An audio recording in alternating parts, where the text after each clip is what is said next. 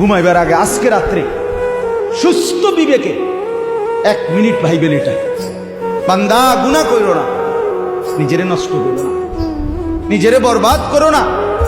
সময় আর মিলবে না, হায়াত আর মিলবে না, এই রাত আর আসবে না, এই দিন আর আসবে না, এই ঘন্টা মিনিট সেকেন্ড আর ফিরবে না। তুমি আর কোনোদিন শিশু হবে না। তুমি যদি যৌবন হয়ে যাও আর কোনোদিন পিছন দিকে ফিরতে পারবে না। এবার সামনে কেবলই তোমার ধীরে ধীরে ধাপে ধাপে অচিরেই একদিন সামনে তোমার কেবলই হাসরের মাঠ, কেবলই কবর, কেবলই পর।